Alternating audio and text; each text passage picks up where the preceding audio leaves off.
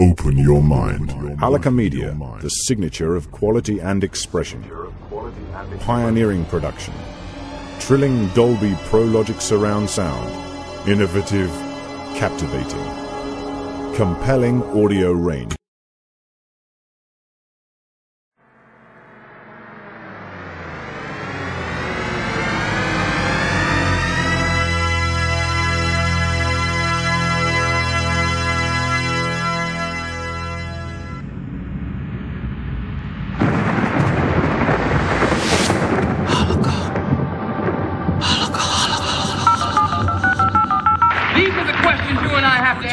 Exceeding OPEC production limits, helping to drive down the price of oil from $20.50 a barrel in the opening days of 1990 to a mere $13.60 a barrel by summer. You have to understand the difference. We didn't come over on the Nina, the Pinta, and the whatchamacallit. We didn't land on Plymouth Rock. Plymouth Rock landed on us. Landed right on top of us. Where's the outcry? Why? You can get all the film and the footage of all the carnage in Los Angeles, but you can show me no footage of any damage in Iraq. And all you show me is some surgical strike. Now, 1 year later, it comes out that these so-called surgical strikes were mixed in, and they were mixing their targets.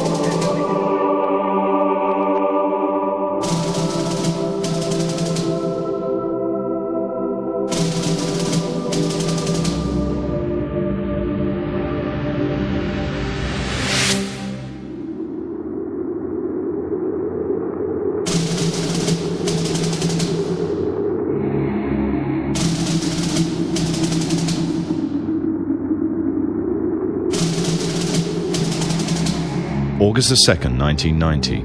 Saddam Hussein's forces crashed through the defences of oil-rich Kuwait. In fear of an Iraqi invasion into Saudi Arabia, the United States and her coalition allies poured into the Arabian Peninsula to form a deterrent that would be known as Desert Shield.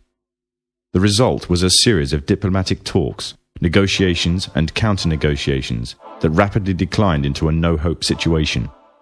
On August 17th, 1991, Desert Shield became Desert Storm.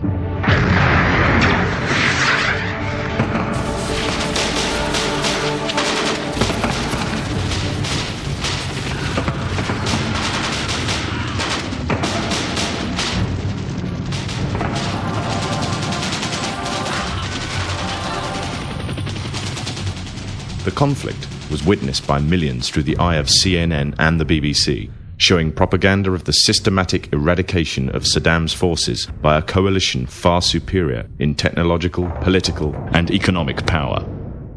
However, what was little known was that from the outset the war was engineered, controlled, and manipulated by an elite group. A group which had created the illusion of a man with power, at the head of a million-strong army, on the verge of going nuclear. A man who had gained control over 1/5 of the world's oil overnight. However, in reality, he was merely a pawn, in amongst many pawns, just a puppet in a grand master plan, with the Gulf War as a well-orchestrated stepping stone. The orchestrators of the war were by no means strangers to controlling major world events. In fact, they have done so for centuries. From the shadows, they have engineered every major war, revolution, and recession. They control everything you read, everything you hear, and everything you see. They have managed to indoctrinate an entire populace to their way of thinking, and have infiltrated key positions in places of authority. And it is from the shadows that they have created a new political order, a new economic order, and more sinister, a new religious order. Their ultimate aim is total global domination, and they will stop at nothing to reach their goal. The goal that was outlined in a speech given by former President of the United States, George Bush. What is at stake is more than one small country. It is a big idea, a new world order.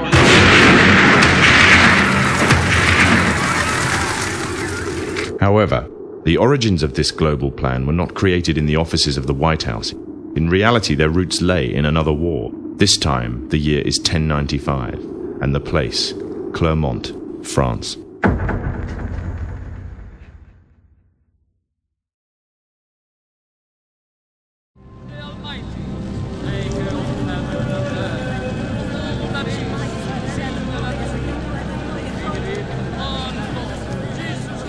De tus pecados, en el nombre del Padre, del Hijo y del Espíritu Santo.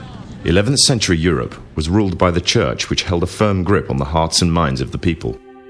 This power enabled Pope Urban II to wage war on the Muslim Caliphate and crusade in what he called a War of the Cross to recapture the land of Jerusalem. It had been under Muslim rule since the year 637, but in 1099 this rule was brought to a bloody and sudden end. In the name of the cross, women were raped and murdered. Children were put to the sword, and it is said that blood ran in the streets knee-high to the horses. Out of this land of bloodshed and terror, a group of men arose. Men that would stop at nothing to get what they wanted, no matter what the cost. 20 years after Jerusalem was taken, the Dome of the Rock was seized by a group of warrior monks calling themselves the Knights of the Temple of Solomon, or more simply, the Knights Templars.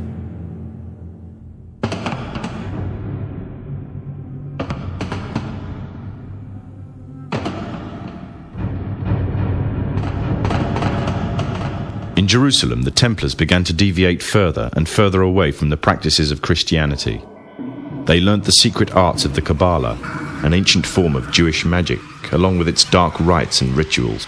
The Jews had learnt the arts from the pagans of ancient Egypt during the times of enslavement to the Pharaoh, and developed them into Babylon at the time of Nebuchadnezzar. In 1307, King Philippe of France arrested them for charges of denial of Christ, homosexuality, and idol worship, as well as magic. In 1314, Pope Clement V declared all Templars as heretics to Christianity, ordering all their properties to be seized. Their leader, Jacques de Molay, was captured and burnt to the stake. The Templars were cornered, and just when it seemed they were finished forever, a glimmer of hope arose from a seemingly certain end. They were to find a safe haven as well as an ally. But not in France. In fact, in a country in a desperate struggle for independence against the English, the country of Scotland.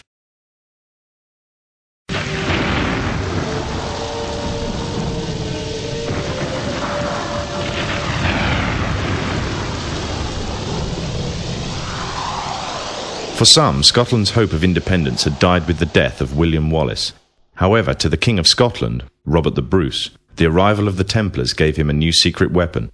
Their experience, gained over 200 years of fighting the mighty armies of Islam, had made them expert in combat and warfare, and more than a match for any army brought before them. In 1314, the Templars, allied with Robert the Bruce and his army, took to the fields of Bannockburn in the long-awaited showdown with the English. Robert the Bruce's foresight paid off. The 25,000-strong English army suffered a humiliating defeat at the hands of only 6,500 men. The dream of an independent Scotland had finally been achieved. The Templars had brought themselves back from the brink of destruction, and never again would they allow themselves to be destroyed. This time they would control the country by controlling its kings, and in order to preserve their secret order, the Templars would have to die, or more precisely, the name would have to die. The Templars who had escaped Europe were finally laid to rest in Roslin Chapel, Scotland, which stands to this day as sign of their presence in Britain. Their descendants became the true power of Scotland. In 1603, the death of Queen Elizabeth I left England without an heir to the throne. By virtue of descent, King James V of Scotland became King of England. In doing so, Scotland and England joined to form a new kingdom, and the power that the Templars held over Scotland spread to give them a firm grip on the whole of Great Britain. For over 100 years, the Templars concealed their activities, fading into the background until they were little known and little remembered. However, they did not cease to keep a firm grip on Britain. All the time they were planning, regrouping, and infiltrating positions of power in all corners of the kingdom. In 1717, the Templars made their reappearance in Europe. They had grown in both number and strength, and were now ready to coin a new identity, free from their reputation of the past, and given credibility by none other than the monarchy and aristocracy of England. And the name they chose for themselves was a name that would be known by many, but understood by a few: this new name, the Freemasons. The new identity and the grandeur of its members afforded the Masons with respect and dignity. The first royal member of the Freemasons was Frederick, Prince of Wales. The latest members include Prince Philip, the Duke of Edinburgh, and consort to the current Queen of England, Elizabeth II, who herself is a grand patron to the Masons. However, behind closed doors, the Freemasons were free to indulge in the secret rites and rituals handed down to them by their ancestors, and these became the basis of their levels of membership, called degrees. The Freemasons were not content with power in Britain alone. Their ambitions were far greater. In the years to come, the world would witness Europe and America being plagued by wars and revolutions, each more devastating than the other. However, these would not be as commonly believed the spontaneous effects of a downtrodden people, but in fact schemes created by the exclusive few driven by hunger for absolute power. All this would take place from the very country